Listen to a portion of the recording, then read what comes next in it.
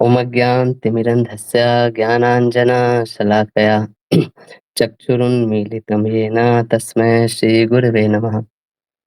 श्रीचैतन्यमनोभीष्टं स्थापितं येन भूतले स्वयं रूप कदा मह्यं ददाति स्वपदान्तिकम्। वन्देऽहं श्रीगुरो श्रीयुतापदकमलं श्रीगुरोन् वैष्णवांश्च श्रीरूपं साग्रजातां सहगना रघुनाथान्वितं तं सजीवं साद्वैतं सावधूतं परिजनासहितं कृष्णचैतन्यदेवं श्रीराधाकृष्णपादान् सहगना ललिता श्रीविशाखान्वितं च नमो विष्णुपादाय कृष्णप्रेष्ठाय भूतले श्रीमते भक्तिवेदांत स्वामी निति नामिने नमस्ते सारस्वती देवे गौरवाणी प्रचारिणे निर्विशेष शून्यवादी पाश्चात्य देश तारिणे नमो महावदन्नाय कृष्ण प्रेम प्रदायते कृष्णाय कृष्ण चैतन्य नामिने गौरदुसे नमः। हे कृष्ण करुणा सिंधु दीनबंधो जगतपते गोपेश गोपिका कांत राधा कांत नमस्तुते तप्त कांचन गौरांगी श्री राधे वृंदावनेश्वरी वृषभानुसुते देवी प्रणमामि हरिप्रिये वाञ्छाकल्पतरुभ्यश्च कृपा सिन्धुभ्येव च पतितानां पावनेभ्यो वैष्णवेभ्यो नमो नमः। जय श्री कृष्ण चैतन्य प्रभु नित्यानंद श्री अद्वैत गदाधर शिवासादि गौर भक्त वृंद हरे कृष्णा कृष्णा कृष्णा हरे हरे हरे राम राम राम हरे हरे। हरे कृष्णा। तो आप सभी का भगवत गीता कक्षा में स्वागत है। तो हम लोग जो अभी किए इसको बोलते हैं मंगलाचरण, है ना। मैं एक मिनट स्क्रीन शेयर करता हूँ, बीच बीच में मैं आपको कुछ कुछ चीजें लिख लिख के भी बताते रहूंगा, है ना। तो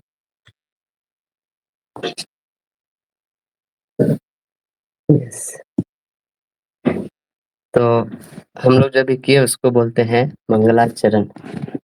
मंगलाचरण मतलब मंगल आचरण इसको बोलते हैं, है ना। तो कोई भी चीज शुरू करने के पहले हमें मंगल आचरण करना चाहिए, है ना। तो मंगलाचरण करने का दो उद्देश्य होता है ना।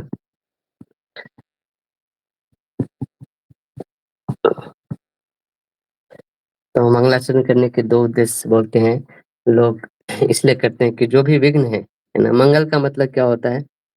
अच्छा होना, शुभ होना, उसको बोलते हैं मंगल, है ना। तो पहले जो इसका जो उद्देश्य है मंगलाचरण करने का होता है विघ्न विनाश के लिए करते हैं, है ना। जो कार्य हम करने जा रहे हैं उसमें कोई भी तरह का विघ्न है या बाधा है ना, तो वो खत्म हो जाए, है ना, ऐसे करके। दूसरा इसका करने का उद्देश्य होता है ना, जिस उद्देश्य से हम कार्य की शुरुआत किए हैं उस उद्देश्य की प्राप्ति के लिए, उस कार्य की समाप्ति के लिए, है ना। उसको लिख सकते हैं उद्देश्य की प्राप्ति, है ना, या कार्य की समाप्ति के लिए, है ना। कोई भी कार्य हम जब स्टार्ट किए हैं तो वो अंत हो, इसके लिए हम लोग प्रार्थना करते हैं अपने गुरुवरों से, अपने बड़ों का, अपने इष्ट का और भगवान से, इन सब चीजों के लिए। तो इसलिए हम लोग हर कक्षा में शुरू में मंगलाचरण के ये जो श्लोक सब हैं वो हम लोग दोहराएंगे। धीरे धीरे आप लोग भी इसको सीख जाएंगे बार बार सुन सुन के, है ना। तो मंगलाचरण के भी मतलब 3 प्रकार होते हैं, है ना, है ना। ऐसे करके इसको बोलते हैं आशीर्वादात्मक। आशीर्वादात्मक, आशीर्वादात्मक मतलब आत्मकम।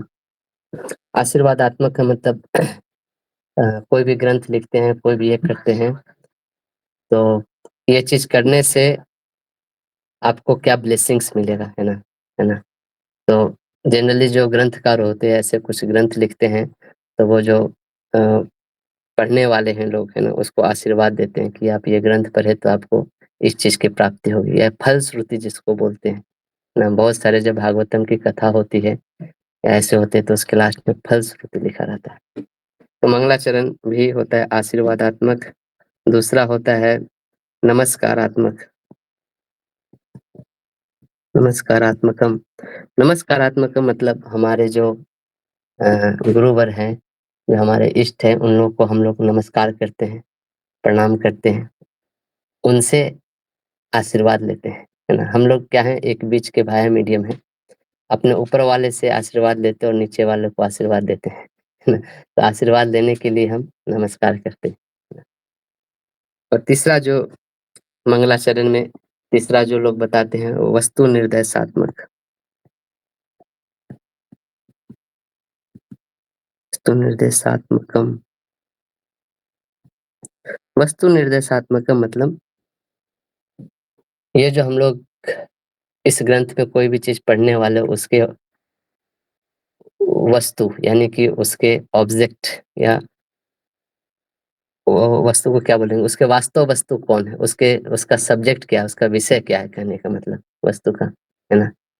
तो हम लोग देखेंगे भी, जैसे हम लोग भगवत गीता पढ़ने वाले हैं तो उसमें किन किन चीजों के बारे में हम पढ़ेंगे ऐसे करके। तो भगवत गीता जो ग्रंथ है वो 18 अध्याय में है टोटल और 700 श्लोक है इसमें, है ना। 18 अध्याय है और 700 श्लोक है। तो 18 अध्याय, 18 एक बहुत पूर्णता का नंबर है ना, है ना। जैसे कोई भी 18 में आप जोड़ो 1 + 8 होता है, तो इसको जोड़ोगे तो क्या होगा 9, है ना। तो ये पूर्णता का एक अंक होता है 9, है ना। जैसे 0 से 9 होता है, 0 मतलब 0 0 शुरू और 9 पे जाके चीजें पूर्ण होती है। कोई भी आप अंक लिखो 0 से 9 के बीच में उसमें आता है। तो 0 शुरुआत माना जाता है किसी चीज का और 9 क्या माना जाता है, पूर्ण अंक, है ना। तो बहुत इंटरेस्टिंग है, इसलिए 9 9 जो चीज है ना, आप देखोगे महाभारत में भी 18 ना, 18 पर्व है, मतलब 18 चैप्टर्स हैं इस तरह। भगवत गीता में भी 18 चैप्टर है।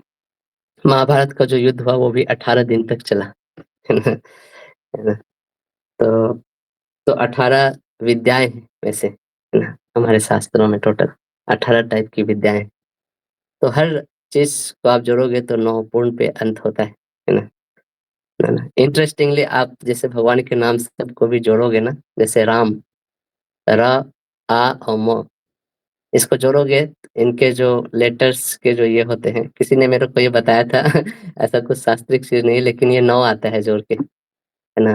जैसे य र को जोड़ोगे तो र कितना 27वां नंबर का अक्षर है ना। और म 25 नंबर का अक्षर है, और आकार 2 नंबर का माना जाता है आ। तो 25 + 27 + 2, तो 27 + 27 54 आता है, 54 को जोड़ोगे तो फिर से 9 आता है, 5 + 4 9 ऐसे कृष्ण का भी जोड़ोगे तो आपको 9 आएगा, ऐसे करके। तो ये मतलब मैं कह रहा हूँ कि 9 जो होता है पूर्णता का अक्षर है, इसलिए भगवत गीता में भी 18 चैप्टर्स हैं और ऐसे ही 18 विद्याएं होती है ना। तो बोला जाता है कि भगवत गीता में सारे 18 विद्याओं का समावेश है, ऐसे करके, है ना, है ना। तो आ, और इसको स्वयं भगवान ने भी बोला है। तो 18 विद्याएं कौन कौन से हैं, है ना। जैसे मान लीजिए कि मैं आपको एक श्लोक दिखाता हूँ, 18 विद्याओं का मैं एक श्लोक, तो ये विष्णु पुराण में आता है ना। अंगानि वेदश्चत्वारो मीमांसा न्याय विस्तरः पुराणं धर्मशास्त्रं च विद्या हेताश्चतुर्दश। आयुर्वेद आयुर्वेदो धनुर्वेदो गंधर्वश्च तेत्रय अर्थशास्त्रम चतुर्थम तो विद्या हेष्टादशैवता, है ना। अष्टादशैव यानी कि 18, है ना। तो अंगानी यानी कि वेदांग, 6 तब के वेदांग होते हैं, है ना। और वेदस चतवारो, 4 वेद होते हैं, 6 4 10 हो गया। और मीमांस और न्याय ये 2 हो गए, 10 2 12 हो गए। और पुराण और धर्मशास्त्र ना, तो धर्मशास्त्र पुराण मिला के 12 और 2 कितना हो गया, 14 हो गए। और उसके बाद 4 और हैं, आयुर्वेद, धनुर्वेद, गंधर्व वेद और अर्थशास्त्र। तो टोटल 18 विद्याएं हैं। बोलते हैं कि ये 18 विद्याएं ये पढ़ लिए तो काफी है ना। ना इनमें सब कुछ है ऐसे करके, है ना। तो इस 18 विद्याओं का भगवत गीता में समावेश है ना। जैसे भगवान ने इन सारी चीजों का समावेश सिर्फ 700 श्लोक में करके दे दिया है। तो इसको ऐसे समझिए जैसे कोई आदमी है ना गागर में सागर भर के दे दिया है ना। है ना ऐसे एक गागर में, गागर मतलब किसी गिलास या ऐसे मटके या ऐसी चीज को बोलते हैं, है ना। उसमें पूरा सागर समा जाए तो कितना सुलभ है ना। तो 700 श्लोक में पूरा भर दिया है ना। वैसे भगवत गीता का तो ज्ञान अनंत है। इसमें जो भगवान के मुख से निकला हुआ एक एक शब्द बहुत बहुत इम्पोर्टेंट है। एक भी शब्द ऐसे फालतू का नहीं बोला गया इसमें, है ना। एक शब्द के ऊपर भी आप कितने दिनों तक चर्चा कर सकते हैं ना। ये अनंत ज्ञान है सागर, ये अनंत रूपी सागर है ऐसा समझे। लेकिन उसको सिर्फ 700 में श्लोक में ही भगवान ने दे दिया। सोचिए क्या, ये भगवान ही कर सकते हैं ऐसा कार्य ना। तो लेकिन उसी सागर में से जिसकी जितनी पात्रता है, जितनी योग्यता है, उतना वो ज्ञान ले पाता है ना। है ना। जैसे जैसे हमारी योग्यता बढ़ती जाएगी, है ना, उस सागर में किसी का पात्र छोटा है, गिलास जैसा है तो एक गिलास लेके जाता है, किसी का बड़ा घड़ा है तो घड़े में भर के ले जाता है ना। इस टाइप से, है ना। तो आप इसलिए भगवत गीता आप जब भी पढ़ोगे आपको हमेशा कुछ नया अनुभव होगा, हमेशा कुछ नया सीखने को मिलेगा, नया ज्ञान अनुभव होगा, है ना। ये महानता है बुक की। मैं पिछले 15 साल से भगवत गीता पढ़ रहा हूँ और जब भी पढ़ता हूँ या पढ़ाता हूँ हमेशा मुझे कुछ नया सीखने को मिलता है ना।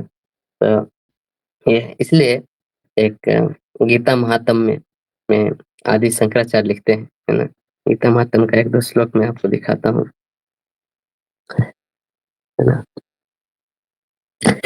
लिखते हैं, सर्वो उपनिषदो गावो दोग्धा गोपाल नंदन पार्थो वत्सः सुधी भोक्ता दुग्धम गीतामृतम महत्।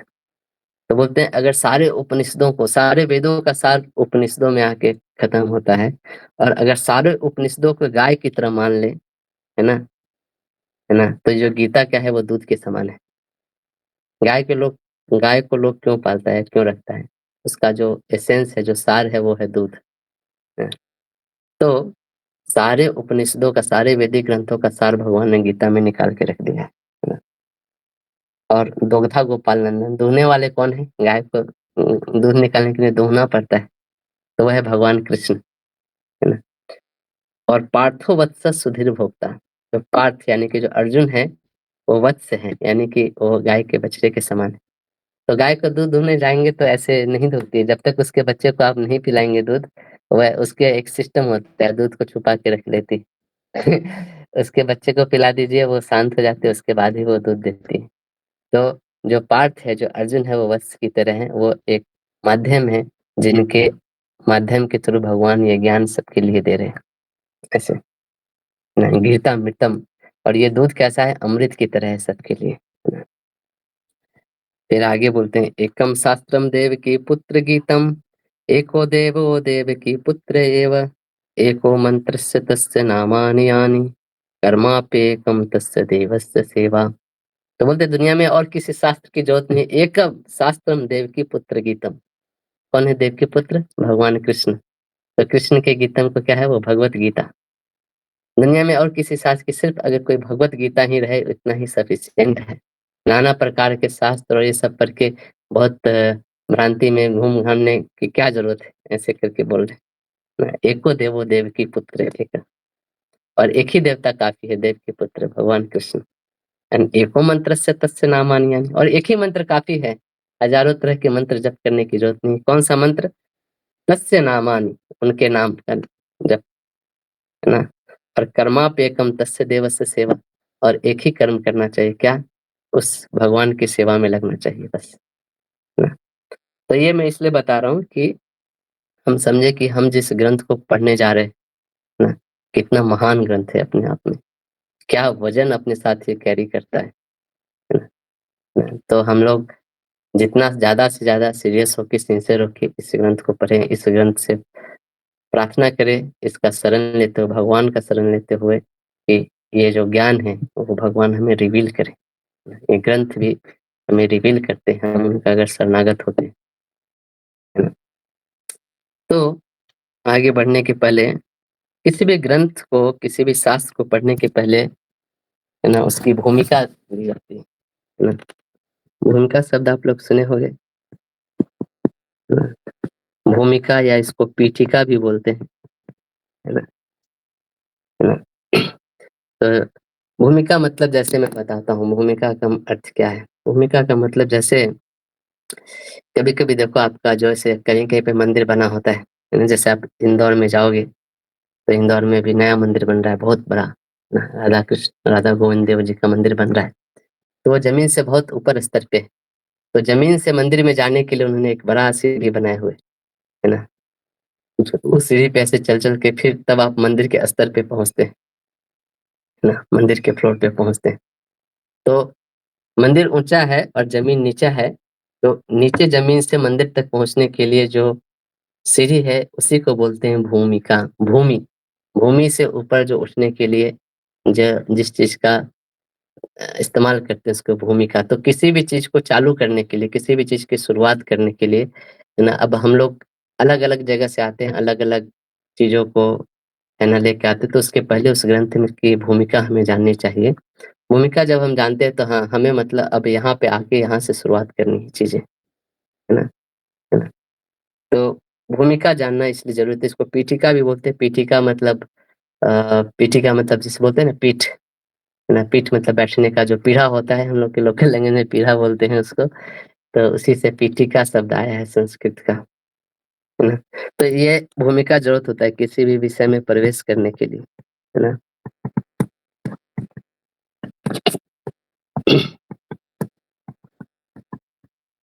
तो भूमिका में जिसको आजकल एक्चुअली इंग्लिश में इसको इंट्रोडक्शन बोलते हैं, है ना? किसी भी बुक के आप शुरू में जाओगे, वहाँ पे इंट्रोडक्शन लिखा रहता है ना? इंट्रोडक्शन में फिर कुछ लिखा था तो इंट्रोडक्शन पढ़ के फिर किताब पढ़ने के लिए हम लोग जाते हैं। तो वैदिक शैली में बोलते हैं भूमिका में क्या चीज़ होना चाहिए, तो बोलते हैं 4 चीज़ होना चाहिए जिसको बोलते हैं अनुबंध चतुष्टय,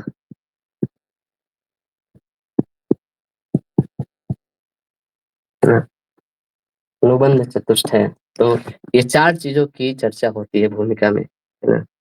क्या-क्या होती है तो बोलते हैं अधिकारी च संबंधो, विषयश्च प्रयोजनम्, अवश्यमेव वक्तव्यम शास्त्रादौ तु चतुष्टयम्, है ना? इस श्लोक वर्तिका में आता है एक, उसमें 1.1.27 तो क्या-क्या चीज़ आते हैं, पहला अधिकारी च संबंधो, है ना? अधिकारी कौन है इस ग्रंथ के, है ना? अधिकारी च संबंधो, विषयश्च प्रयोजनम्, विषय, तीसरा प्रयोजन, चौथा संबंध। तो बोलते हैं इन चारों चीज़ों की चर्चा होती है ना? अब कोई भी ऑथेंटिक, कोई भी प्रमाणिक वैदिक ग्रंथ उठाइए, उसके शुरू में ये भूमिका बाँधी जाती है उसको पढ़ने के लिए। इन 4 चीज़ों के बारे में ये 4 पैरामीटर, है ना, बताई जाती है ना? तो इसको आज के क्लास में हम लोग यही 4 चीज़ के बारे में डिस्कस करेंगे, है ना? फिर उसके बाद धीरे-धीरे हम लोग आगे बढ़ते जाएँगे, है ना? तो पहला है अधिकारी, है ना? इसको एक-एक करके देखते हैं।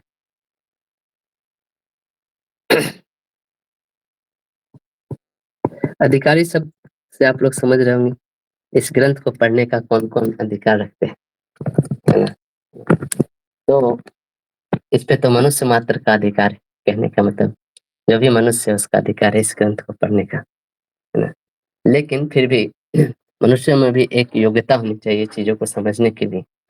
जैसे मान लीजिए कोई 5th क्लास का बच्चा है, 4th क्लास का बच्चा है, सेकेंडरी सेक्शन में पढ़ता है, उसको अगर कैलकुलस का बुक दे दिया जाए, बोला कि इसमें क्या समझ रहे हो तुम बताओ, है ना?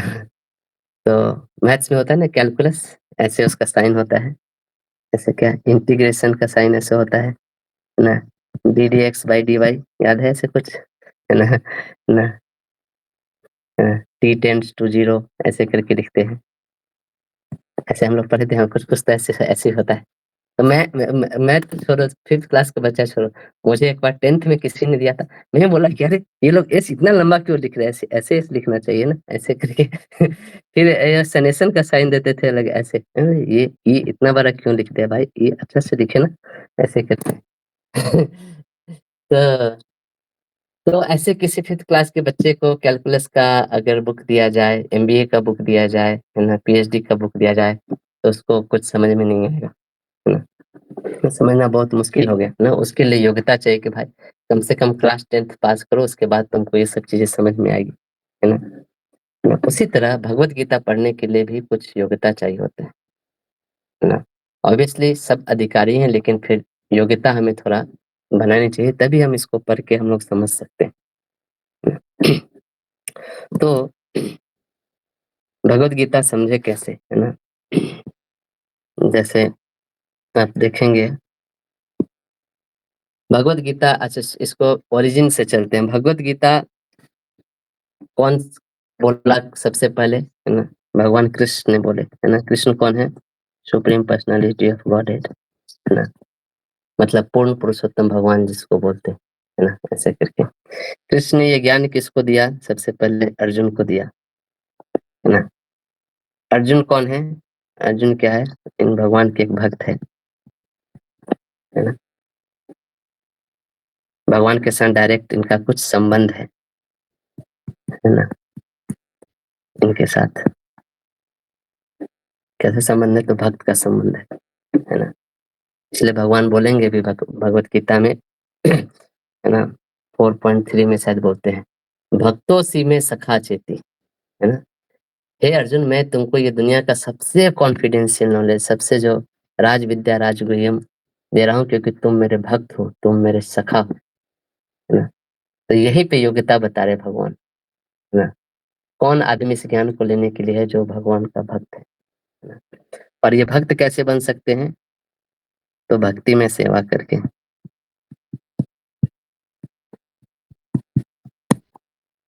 है ना? सिर्फ भक्ति में सेवा करके ही, है ना, हर जीव भगवान की भक्ति में सेवा करके भगवान के साथ ये संबंध स्थापित कर सकता है ना? तो अब इस तीनों को कनेक्शन लगाएं, यानी कि भगवत गीता जो भगवान ने दिया उसको कौन समझ सकता है? तो भक्त। भक्त कौन है? जो भक्ति में सेवा कर सकता है। इसका मतलब भगवत गीता अगर समझना है तो भक्ति में सेवा जब तक नहीं करेंगे हम, तब तक हम भगवत गीता नहीं समझ पाएंगे, है ना? जैसे हम लोग बोलते हैं ना इसको, जैसे A is related to B and B is related to C, therefore A is related to C. एक लॉजिक होता है ना, जैसे, है ना? जैसे मान लीजिए कुछ दूर पहाड़ है ना? पहाड़ पे हमको क्या दिख रहा है? धुआं दिख रहा है ना? और धुआं कहाँ पे होता है? जहाँ पे आग होता है ना? पहाड़ पे हमें धुआं दिखाई दे रहा है, दूर दूर पहाड़ पे ऐसे उठते हुए ऊपर में धुआं। और एक दूसरा संबंध होता है धुएं का आग से, यानी कि हम बोल सकते हैं कि पहाड़ पे क्या जल रहा है? आग जल रहा है ना? ये ए हुआ, ये बी हुआ, ये बी हुआ, ये सी हुआ, ये ए हुआ और ये सी हुआ। एक एक लॉजिक की बात मैं बोल रहा हूँ, इसी तरह यही लॉजिक यहाँ पे अप्लाई करो। भगवत गीता कौन समझ सकता है? तो अर्जुन अर्जुन को, जो भक्त है भगवान का, भक्त सेवा कर सकता है। इसका मतलब में सेवा कर सकता है, वही भगवत गीता समझ सकता है ना? तो एटलीस्ट चलो हम लोग यहाँ पे, जब हम अभी सीख ही रहे हैं, पहली बार भगवत गीता सीखने जा रहे, भक्त हैं या नहीं, लेकिन एटलीस्ट हमें थियोरिटिकली इस चीज को मानना चाहिए कि भगवान कृष्ण जो है ना, वो सर्वेश्वर भगवान है, ऐसे करके, है ना? इतना अगर मान के चलेंगे, है ना, तब हम भगवत गीता को सीख सकते हैं। उन पे श्रद्धा रखना चाहिए, है ना? भगवान पे श्रद्धा रखना चाहिए और भगवान से कोई द्वेष नहीं करना चाहिए, है ना? भक्तों सी में सखा चेती। भक्त का मतलब वो उन पे श्रद्धा रखता है, उनसे द्वेषी नहीं है ना? तो ये एक योग्यता वाली बात है ना?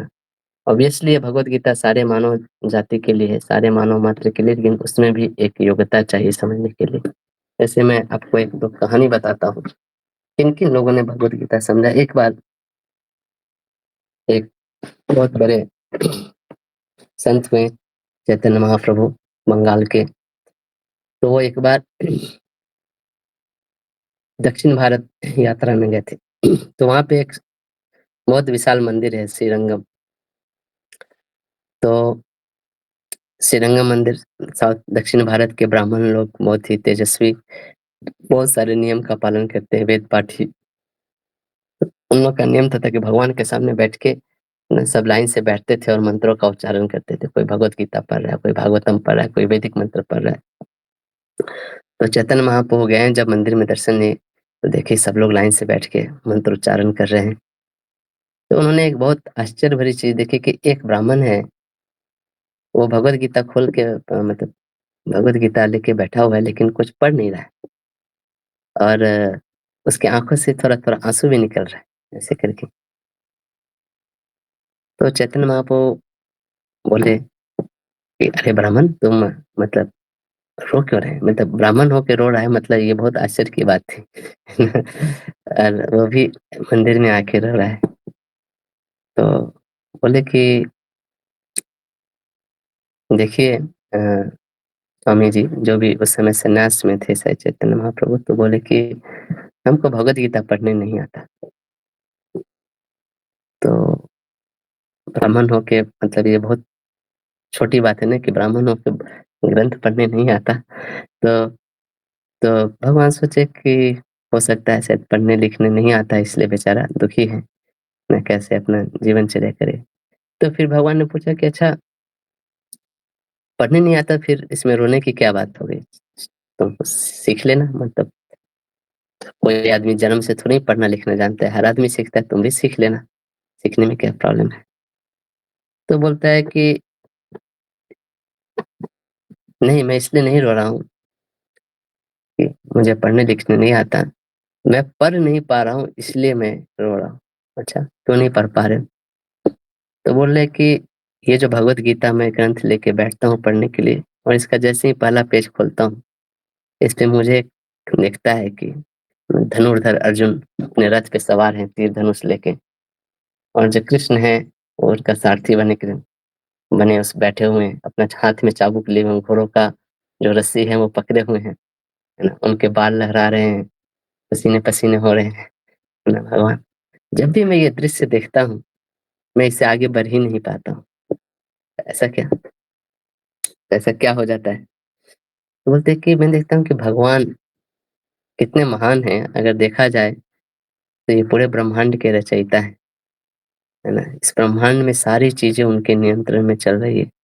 और ऐसे एक ही ब्रह्मांड नहीं, करोड़ों करोड़ों अनंत कोटि ब्रह्मांड नायक, और वैसा भगवान जिसके एक इशारे से सारी चीजें हो जाती हैं, वो इतनी गर्मी में, है ना, ये रथ के ऊपर बैठ के एक ड्राइवर बना हुआ है ना।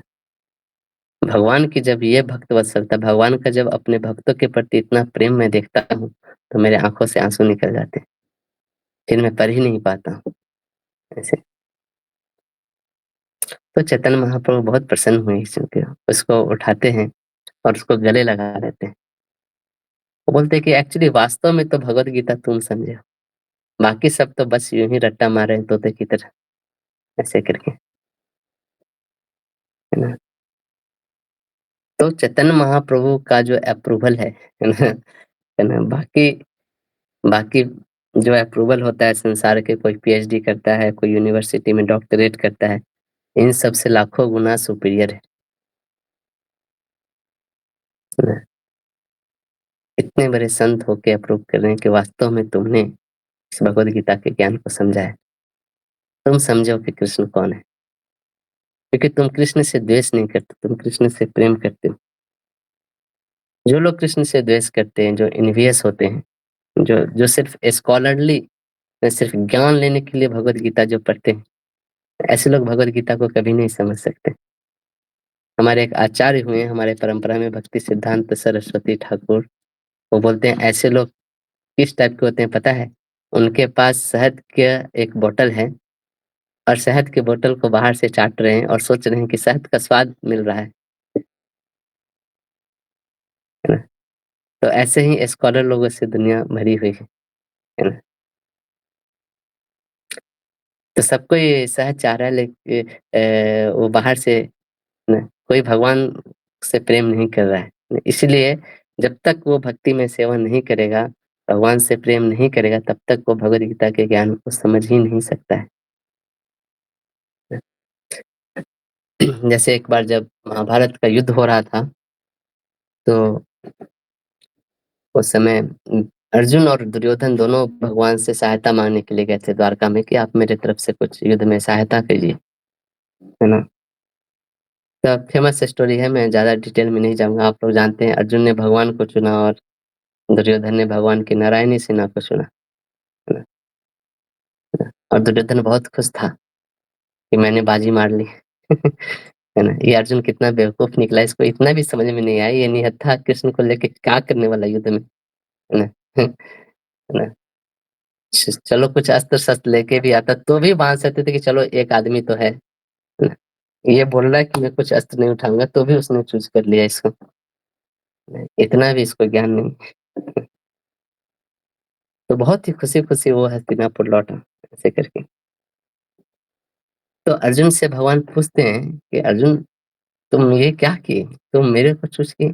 इतनी बड़ी नारायणी सेना जो मेरे जितना प्रतापी है युद्ध करने में, उन सबको छोड़ दी। तो अर्जुन बोलते नहीं, मैं तो मतलब मुझे आप चाहिए, मुझे आपकी शक्ति नहीं चाहिए। आप है तो हमें दुनिया में किसी की ज़रूरत नहीं, ऐसे करके। तो अर्जुन वास्तव में भगवान से प्रेम करते थे।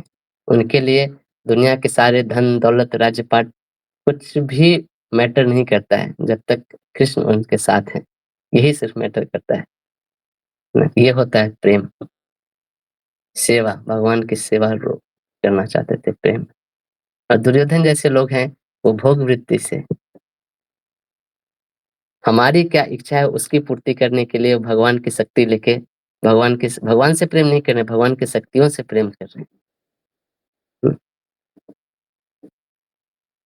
भगवान की शक्ति को भी अपनी इच्छा पूर्ति करने के लिए भगवान की शक्ति को भी एक्सप्लॉइट कर रहे हैं, है ना? ऐसे एक होता है सेवा वृत्ति, एक होता है भोग वृत्ति, है ना? जैसे हनुमान राम जी की सेवा वृत्ति में थे और उसी दूसरी तरफ रावण भगवान की जो एनर्जी है सीता उसको लेके भोग वृत्ति, है ना, में लगा हुआ है।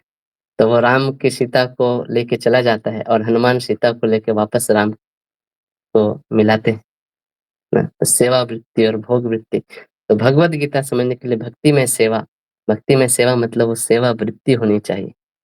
इसलिए अर्जुन जो था राइट कैंडिडेट था भगवत गीता समझने के लिए ना। वहीं दुर्योधन और ये लोग कभी भगवत गीता नहीं समझ सकते थे ज्ञान। ये भगवत गीता का ज्ञान धृतराष्ट्र ने भी सुना था, संजय ने उनको सुनाया था। सुनने के बाद ही पूछते थे कि अच्छा आज बताओ युद्ध में क्या हुआ? है ना? मेरे पुत्र जिए या मरे? कौन जीत रहा है? तो ये है अधिकारी, है ना? है ना? अब आते हैं इसके दूसरे इस पे। तो अनुबंध चतुष्टय है ना? अधिकारी, अधिकारी के बाद दूसरा जो है इसका विषय। विषय मतलब सब्जेक्ट मैटर जिसको बोलते हैं। तो इसमें 5 चीज़ों के बारे में चर्चा हुई है ना? ईश्वर, जीव, प्रकृति, काल और कर्म, है ना? इन 5 चीज़ों के बारे में ये 5 विषय वस्तु हैं इस भगवत गीता।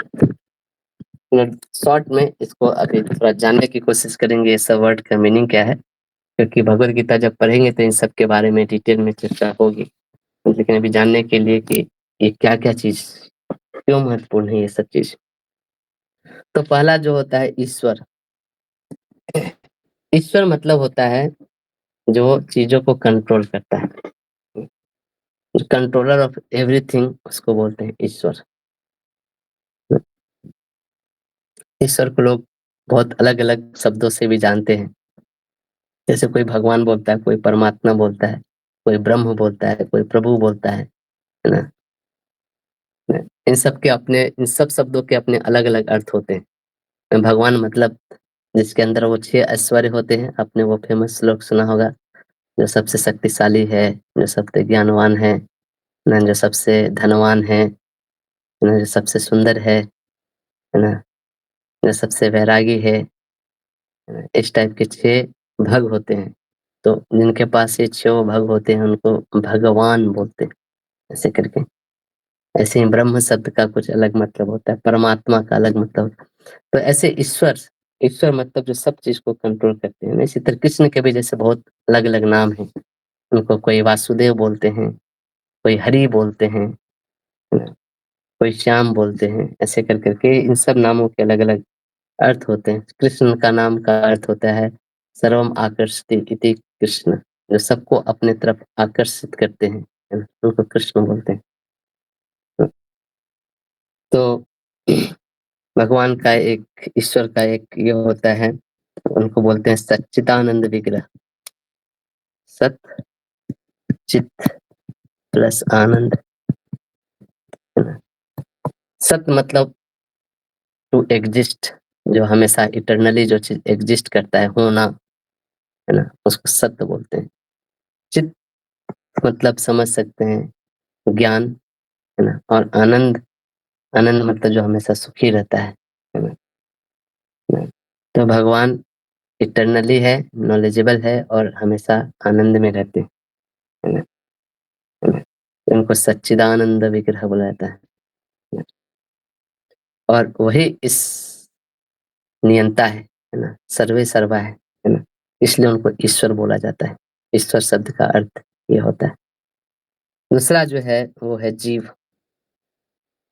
जीव मतलब जीव मतलब जो हम सारे लोग हैं, है ना, हमें वांसो जीव लोग के भगवान बोलते हैं। सारे जीव जो क्या है, मेरे अंश है। भगवद गीता में श्लोक आता है ना? तो जब तक हम अपने आप को नहीं जानेंगे, है ना, जब तक हम अपने आप को नहीं जानेंगे तो फिर हम अज्ञान में रहेंगे, और अज्ञान में सारी चीजें जो करेंगे वो गलत ही होगा, है ना? अज्ञान में सारी चीजें करते रहेंगे। जैसे मान लीजिए कोई व्यक्ति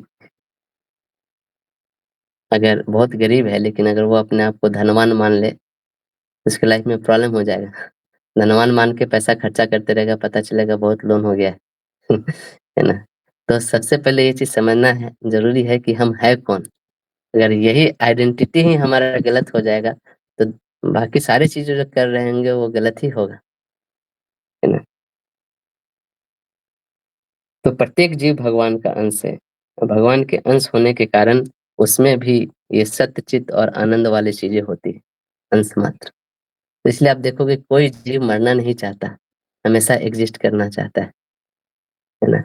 हर जीव कुछ ज्ञान चाहिए होता है, चाहे वो भौतिक है ज्ञान क्यों ना हो, वो चाहता है इसके बारे में मुझे पता चले, ये क्या हो रहा है, कैसे हो रहा है ना? ज्ञान की, और हर जीव आनंद सुखी होना चाहता है ना? कोई भी चीज वो करता है उसका पर उद्देश्य यही रहता है कि मैं सुखी हूँ। कोई पैसा भी कमाता है तो इसलिए कमाता है कि वो सोचता है कि ये धन प्राप्त करके मैं सुखी हो जाऊंगा।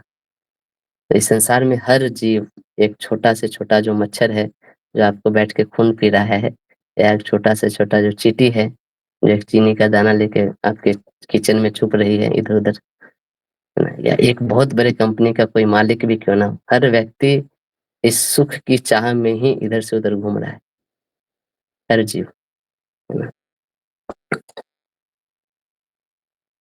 तो हर जीव सुखी होना चाहता है, लेकिन उसके लिए पहले जानना पड़ेगा कि वो है कौन। यहाँ से चीजें शुरुआत होती है ना?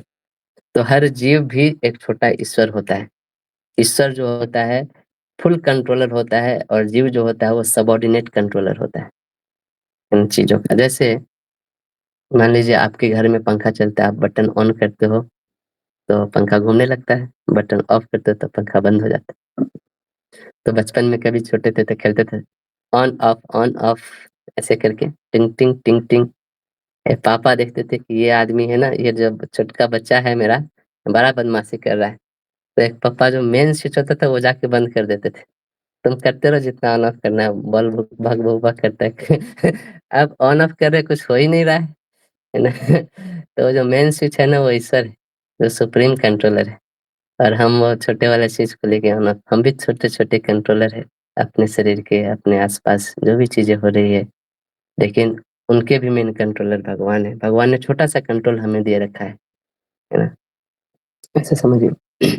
तो भगवान ईश्वर हैं, हम जीव हैं और भगवान दोनों के ही कंट्रोलर है, जीव के भी और प्रकृति के भी, है ना? और ये प्रकृति क्या है? भौतिक प्रकृति भगवद गीता में आएगा। भौतिक प्रकृति किन-किन चीज़ों से बनी हुई है?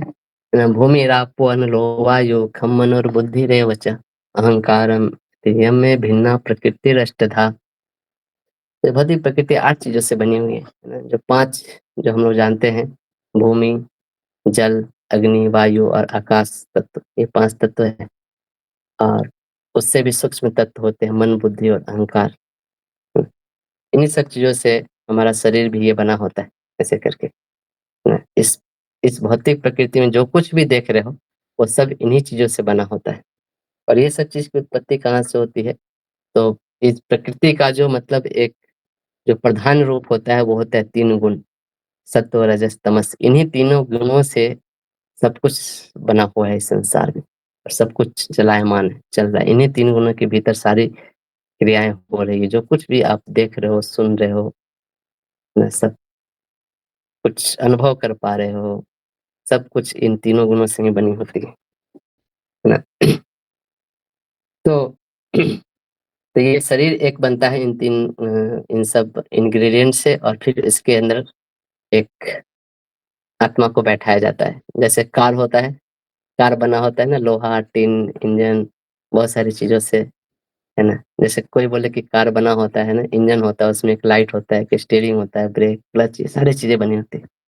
तो फिर देखा जाए कि ये सारी चीज़ें जो कार की बनी होती है, वो 3 ही चीज़ों से बनी होती है, लोहा, एल्युमिनियम और प्लास्टिक, है ना? ऐसे तो 3 गुण हो गए समझ लीजिए, है ना? लेकिन फिर वो कार बन तो गई, उसको चलाने के लिए एक ड्राइवर लगता है, जो कार को चला के एक जगह से दूसरी जगह ले जाए। तो वो ड्राइवर जो होता है, वो आत्मा होता है, वो जीव होता है। तो जीव को उस ड्राइवर सीट पे बैठाया जाता है ना? ऐसे करके और फिर वो जो आत्मा का जो चेतना होता है, वो पूरे शरीर में ऐसे फैला होता है ना? शरीर की सारी चीज़ें वो जानता है ना? तो ये है प्रकृति। हुँ, इन सब के बारे में भगवद गीता में डिटेल में आएगा चर्चा, है ना? फिर जो चौथी चीज़ है उसको बोलते हैं काल। भगवान भगवद गीता में बोलते हैं कालो अस्मि अहम् मैं ही काल हूँ। अ, एक महाभारत का सीरियल आता था बी आर चोपड़ा का उसमें शुरू में जो शुरुआत होता था, मैं समय हूँ, मैं वर्तमान में भी जानता हूँ, मैं भूत में भी हुए चीज़ों को जानता हूँ और मैं भविष्य को भी जानता हूँ। तो उस समय कौन है वो भगवान ही है वास्तव में, है ना? मैं सोच रहा था ये आदमी इतना आके क्यों बोलता है इतना? हमको खाली दिखाओ ऐसे करके है ना? तो समय वास्तव में है क्या? है ना? साइंटिस्ट लोग इसको डिफाइन नहीं कर पाते, है ना? साइंटिस्ट लोग एक साइंटिस्ट से पूछा गया समय क्या है? तो बोला कि समय जो हम लोग लिखते हैं ना छोटा टी और उसके नीचे एक एरो लगाते हैं उसको समय बोलते हैं, टाइम बोलते हैं। है ना? ऐसे करके या अधिक से अधिक कोई बोलेगा अभी अभी ये तो हो गया 6:45 पीएम टाइम हो रहा है ना? 6:45 टाइम में क्या हो रहा है? इसे क्या पता चल रहा है? कुछ पता नहीं चल रहा है ना? तो ये काल है, ये भगवान का ही रूप है और ये भी नित्य है, ऐसे समझना चाहिए, है ना? भगवान का जैसे ये एक काल है, इसका फिज़िकल मैनिफेस्टेशन होता है इस संसार में, है ना? जो स जो सब कुछ में परिवर्तन लाते रहता है, ये भगवान का एक अदृश्य रूप है, जो जो चलते रहता है और चल के सारी चीज़ों में परिवर्तन लाते रहता है। भौतिक के 3 गुणों में हमेशा एक एक चीज़ से दूसरे चीज़ में उसको परिवर्तित करते रहता है ना? तो इसको हमारे शास्त्रों में, है ना, कि इस काल को नापने के लिए, इस काल को मेज़रमेंट करने के लिए एटलीस्ट किस टाइप का समय चल रहा है ना? कुछ वेरिएबल्स को यूज़ करके काल को डिफाइन करते हैं, है ना? जैसे बोलेंगे ये तिथि है ना? ये वार ये नक्षत्र है ना? ये करण है ना? तो इन सब से कोई बोले कि मान लीजिए कोई बोले कि आज एकादशी तिथि है, एकादशी तिथि मतलब चंद्रमा और सूर्य का जो एनर्जी है, दोनों एनर्जी 120 डिग्री पे आके मिल रही है ना? हर तिथि से कुछ जो यूनिवर्स में जो एक एनर्जी है, एक काल जो व्याप्त है, उसका कुछ मतलब मेज़रमेंट हम कर पा रहे हैं, कहने का मतलब। समझिए कि ये 5-6 वेरिएबल्स होते हैं जिसको यूज़ करके एक काल को हम लोग जान पाते हैं। कोई बोले कि ना कि मेरा जो जन्म है ना, ज्येष्ठ मास के शुक्ल पक्ष के द्वितीया तिथि में हुआ है, तो इससे बहुत कुछ पता चलता है ना? है ना? तो इस टाइप से एक मेजरमेंट दिया जाता है हमारे शास्त्रों में, लेकिन ये इसका अदृश्य रूप भगवान है काल के, जो किसी को दिखाई नहीं देते, है ना? सारे ग्रह, नक्षत्र, तारे जो होते हैं, वो भगवान ही उनको घुमाते हैं और दुनिया में सारे परिवर्तन लाते हैं, कहने का मतलब। तो ये काल का कोई आदि और अंत नहीं है ना? मतलब आदि अंत नहीं, इसका कोई शुरुआत नहीं है, कुछ अंत नहीं है ना, क्योंकि काल क्या है कोई चीज़ अगर सर्कल में घूमते रहती है तो उसका उसका कुछ आदि थोड़ी होता है। कोई चीज़ अगर सर्कल में है, तो वो सर्कल में कहाँ से शुरुआत हुई और कहाँ पे अंत हुई, कोई नहीं बता सकता, है ना? तो काल की गणना, है ना? अब तो हम लोग इस काल में कहाँ रहते हैं, है ना? जैसे अभी जैसे बोलते हैं कलयुग चल रहा है, आपको एक फ़ोटो दिखाता हूँ मैं, है ना? तो ये देखिए, ये ब्रह्मा की आयु बताई जा रही है ना? तो जैसे 4 युग होता है, कलयुग, द्वापर युग, त्रेता युग और सतयुग, है ना? तो 4 युगों को मिलाकर एक चतुर्युग बनता है, जिसको, है ना, इसको महायुग बोलते हैं ऐसे करके, है ना? हर युग का एक टाइम होता है, जैसे 4,32,000 साल ऐसे कलयुग है, उसका दुगना होता है ना? द्वापर युग उसका तिगुना होता है, त्रेता युग उसका चरगुना होता है, सतयुग ऐसे करके। फिर ये 4 युग मिला के एक महायुग होता है और ऐसे टोटल 71 चतुर्युग मिला के एक मनवंतर होता है। एक मनवंतर होता है, वो 71 बार ये चतुर्युग घूमता है, तब जाके एक मनवंतर होता है ना? तो जैसे अभी 28वां सर्किल चल रहा है और ये टोटल 71 सर्किल हो जाएगा चतुर्युग का, तो एक मनवंतर हो जाएगा। अभी जो मनवंतर चल रहा है, वो वैवस्वत मनवंतर चल रहा है ना यहाँ पे। और टोटल ऐसे 14 मनवंतर होते हैं, है ना? मनु में अंतर है, ऐसे मनु है, जैसे हम लोग मानव बोले जाते हैं क्योंकि हम लोग मनु के संतान हैं, ऐसे करके वहीं से मानव शब्द आया है ना? तो हर मनवंतर का एक एक राजा होता है। तो अभी जो ये 7वां मनवंतर चल रहा है, समझिए, तो 7वें मनवंतर का वैवस्वत मनु के काल में हम लोग अभी, वैवस्वत मनु के काल के 28वां चतुर्युग के कलयुग में हम लोग जी रहे हैं। और ऐसे 14 मनवंतर को मिला के ब्रह्मा का एक दिन होता है और इतना ही बड़ा ब्रह्मा का एक रात होता है। एक दिन और रात मिला के ब्रह्मा का एक दिन इतना घूमता है। और ऐसे करके जब 360 दिन होते हैं तो ब्रह्मा का एक वर्ष होता है। और ऐसे करके ब्रह्मा की आयु 100 वर्ष है। मतलब वो हमारे मेंटल कैलकुलेशन के बाहर की चीज़ है ना? इतना ही समझ लीजिए, है ना? जैसे हम लोग किसी अभी बारिश का दिन आता है ना, अब देखो बारिश के कभी-कभी शाम को ऐसे पतंगी उतरता है। चींटी टाइप का एक पतंग होता है, उसका पंख होते हैं। वो शाम को 9-10 बजे आपके घर में ऐसे पूरा उड़ते-उड़ते दिखाई देगा। सुबह तक उसका सब कुछ हो जाता है। वो 9 बजे जन्म लेता है, 10 बजे बड़ा होता है, 11 बजे नौकरी करने जाता है, 12 बजे बूढ़ा होने लगता है। फिर उसके बच्चे होते हैं, बच्चे का शादी हो जाता है 2 बजे तक, 3 बजे तक उस बूढ़ा हो जाता है, 4 बजे तक उसका अंतिम संस्कार हो जाता है, 5 बजे हम लोग झाड़ू से बाहर के उसको बाहर फेंक देते हैं। तो उसको अगर बताया जाए, तुमको पता है कि मनुष्य कितना जीता है? तुम जितना जीते हो ना, पूरा तुम्हारा जो उम्र है ना, वो उनका 1 दिन भी नहीं होता है। और ऐसे करके मनुष्य 100 साल जीते हैं, तो फिर यार इतना। तो ब्रह्मा के सामने हम भी उस पतंगी की तरह, है ना? ऐसे करके।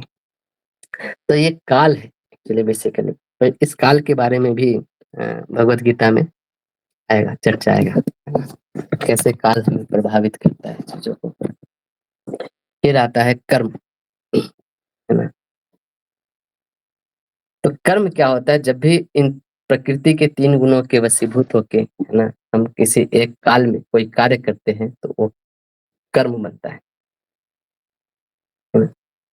प्रकृति के 3 गुणों के अंदर जब जीव किसी एक काल में, इटर्नल जो समय है, उस समय के कंट्रोल में जब कोई कोई भी तरह के कार्यकलाप करता है, तो उसको कर्म बोलते हैं, है ना? तो इसके कुछ नियम होते हैं, जैसे जैसे कुछ भी नियम होता है, उसको चलाने वाला एक नियंता होता है ना? जैसे मान लीजिए कोई ट्रैफिक रूल है, यातायात के कुछ नियम होते हैं, तो उसको सरकार बनाती है और सरकार उसको चलाती है, ट्रैफिक पुलिस रखती है, लाइट्स लगाती है, फाइन काटती है, सब कुछ सारा चीज़ वो नियम को चलाने के लिए बहुत फ़ोर्स लगाती है।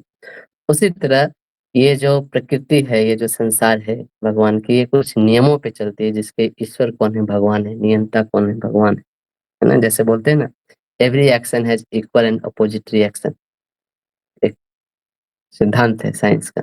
तो समझिए कर्म में भी ऐसे ही अप्लाई होता है, जो भी आप कर्म करते हैं, उसका एक कर्मफल होता है जो घूम के आपके पास आता है ना? तो इन सब को हम लोग डिटेल में पढ़ेंगे भगवत गीता में। जैसे गुरुत्वाकर्षण के नियम होते हैं, है ना? कोई भी चीज़ आप ऊपर फेंको वो नीचे आता है, लॉज ऑफ मोशन न्यूटन ने बनाया। बनाया नहीं उसने, मतलब जस्ट इस चीज़ को ऑब्जर्व किया और कुछ मैथमेटिकली उसने फ़ॉर्मूला दी।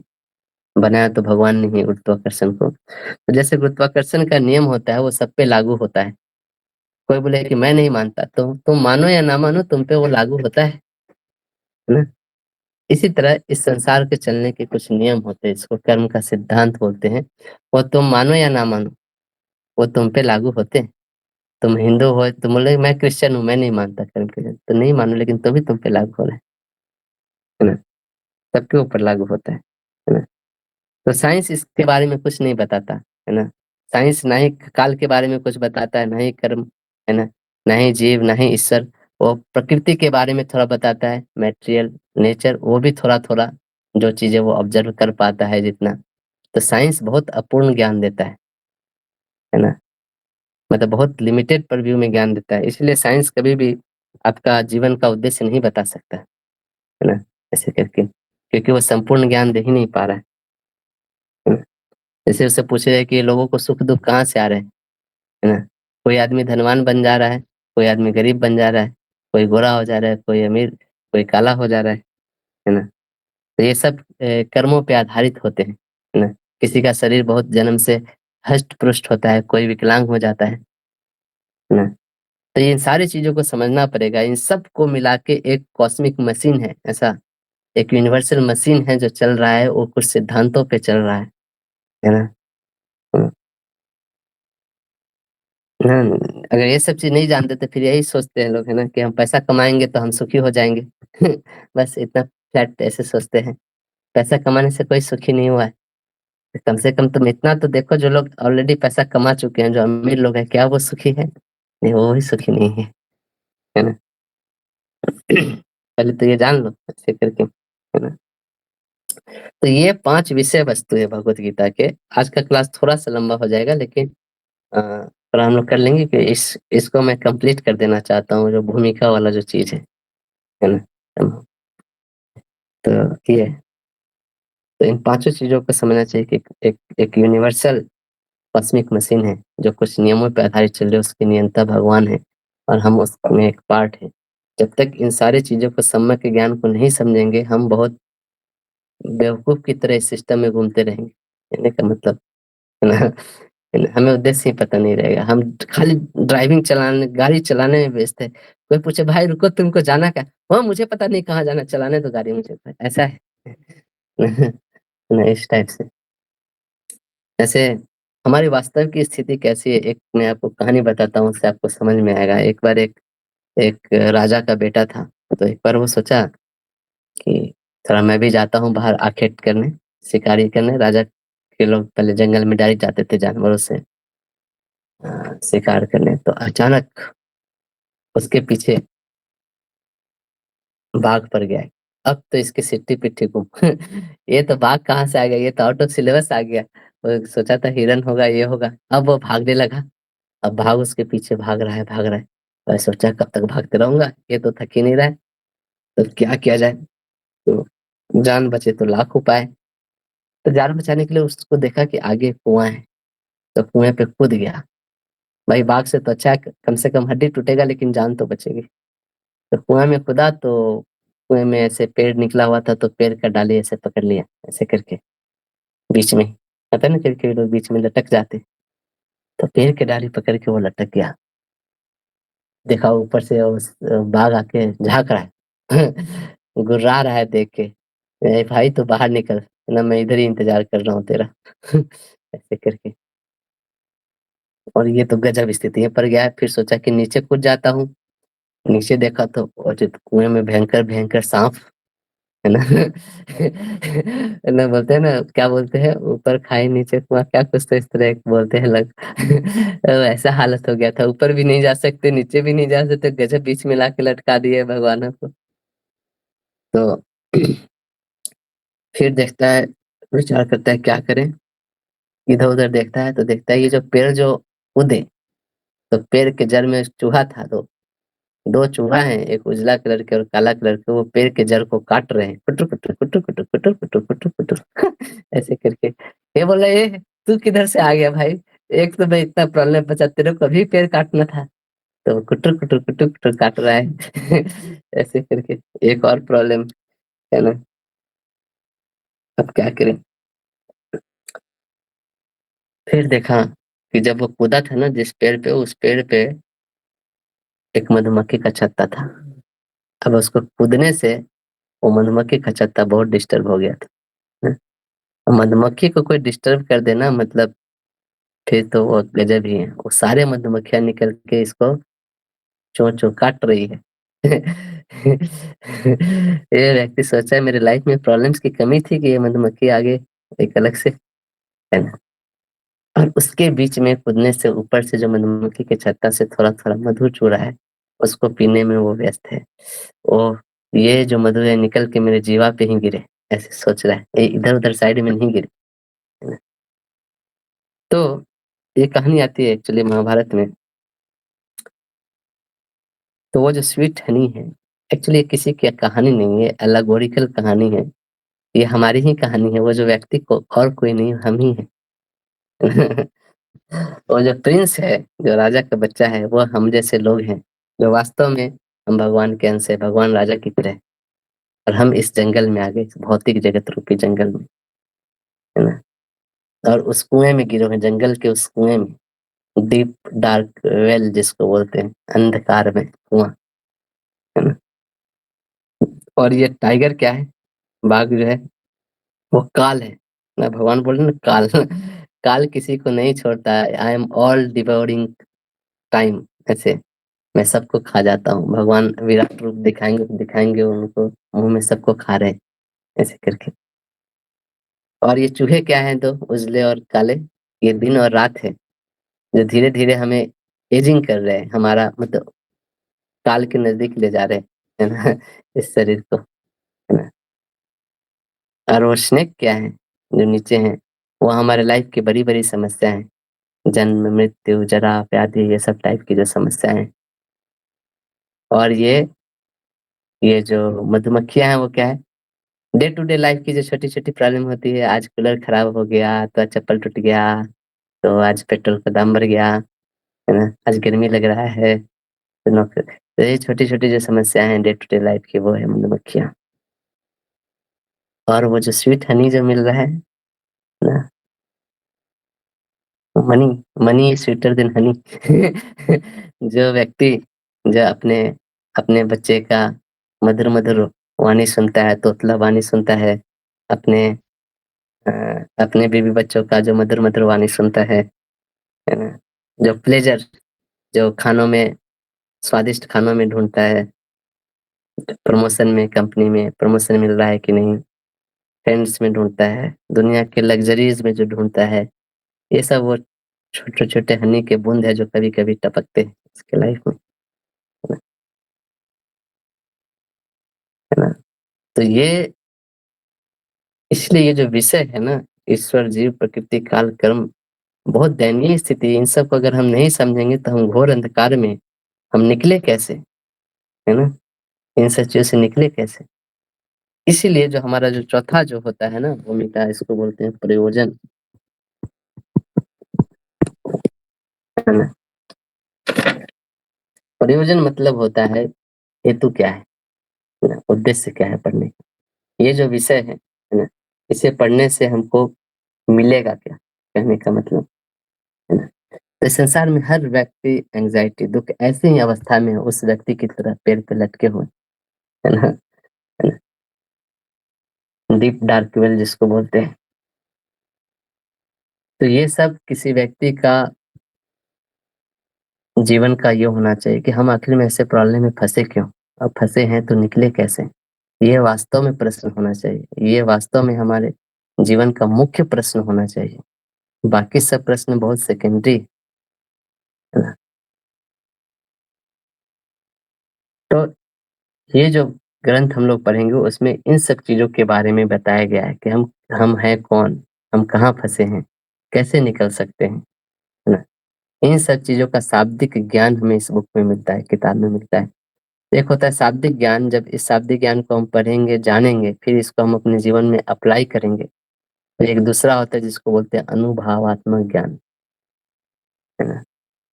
तो अभी हम लोग जो कोशिश कर रहे हैं पढ़ के जानने का, वो है शाब्दिक ज्ञान, है ना। धीरे धीरे हम इसको अप्लाई करेंगे, जब अनुभव होगा फिर हम उसको अप्लाई करेंगे, फिर हमें शांति की प्राप्ति होगी, है ना। हर व्यक्ति इस संसार में शांति ढूंढ रहा है ना, इस एंजाइटी के वर्ल्ड में, है ना, है ना। तो शांति मिलेगी कैसे, है ना। गाड़ी बंगला, है ना, अच्छे परिवार, अच्छे फ्रेंड सर्किल, है ना, अच्छा हेल्थ, ये सब चीज से शांति नहीं मिलती है। ये सब भौतिक चीजें कभी भी बदल सकती है। तो एक शांति का फॉर्मूला भगवान ने दिया है भगवत गीता में, है ना। मुक्ताराम एक तपसाम, है ना, सर्वलोका महेश्वर, है ना। और क्या है, मुक्ताराम एक तपसाम सर्वलोका महेश्वरम सर्वभूतानाम ज्ञात्वा माम शांति विकसति। तो पीस फॉर्मूला क्या है, वो है इस बुक में, है ना। तो वो हमें जानना है, वो प्रयोजन है कि हम कैसे इस दुखमय संसार से निकल के सुख पा सकते हैं, है ना। एक सुखी व्यक्ति वही होता है जिसका माइंड बहुत पीसफुल होता है ना। सर ये प्रयोजन तीसरा था, मैंने चौथा लिखा। चौथा जो है वो है संबंध, है ना।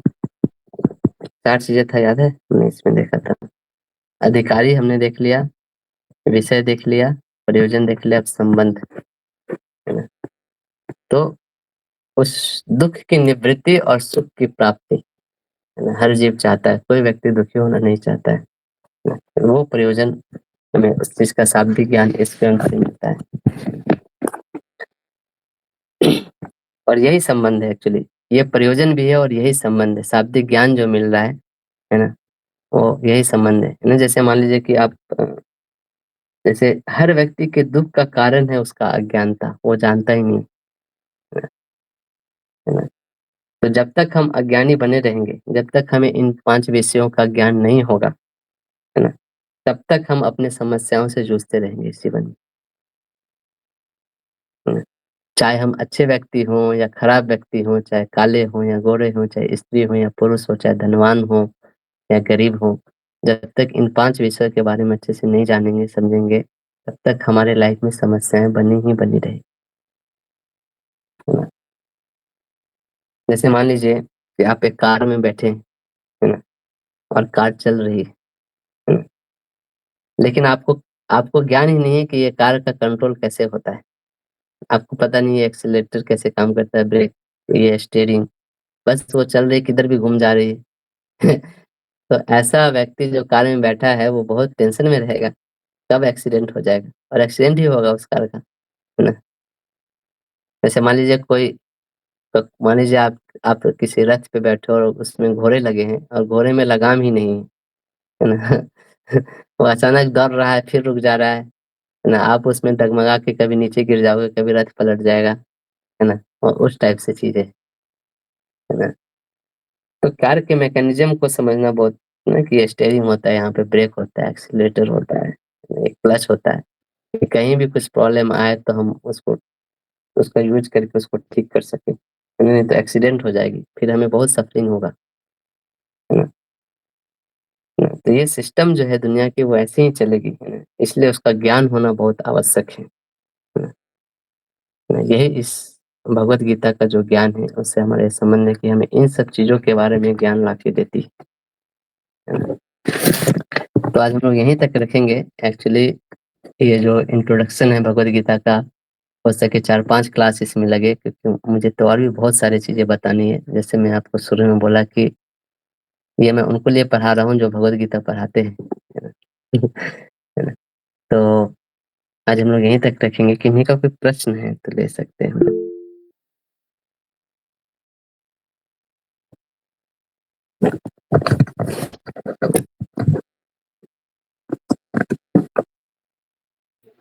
हरे कृष्ण दंडवत प्रणाम। हरे कृष्णा।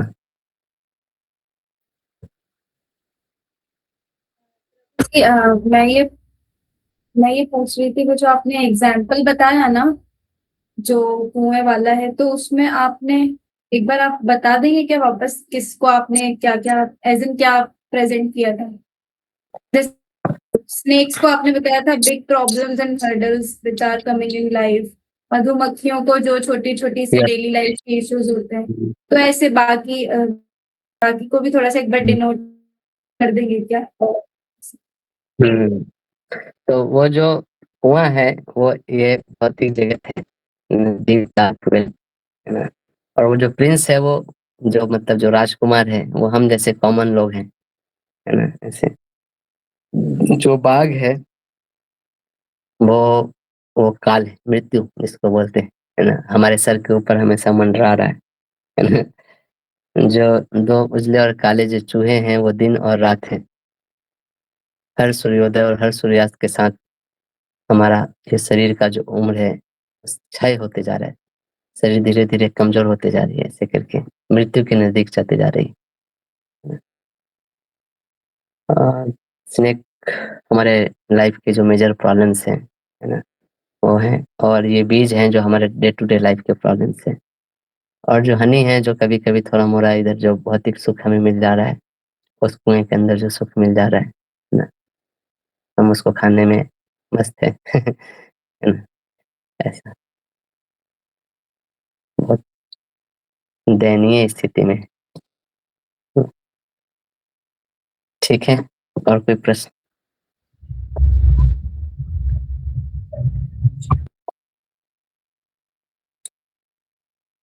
तो प्रश्न नहीं है तो हम लोग यहीं पे एंड करते हैं, है ना। फिर हम लोग ये क्लास हर सैटरडे को रहेगा, लगभग इसी टाइम के आसपास, 5 बजे के आसपास, है ना। तो हम जो कुछ भी सीख रहे हैं भगवान की कृपा से ही सीख रहे हैं, है ना। और इसमें कंटिन्यू करते रहिए, धीरे धीरे आप देखेंगे आप बहुत कुछ सीख जाएंगे और बहुत कुछ जीवन में अप्लाई करेंगे, है ना। ठीक है, तो श्रील प्रभुपाद की जय, भगवत गीता ग्रंथ की जय।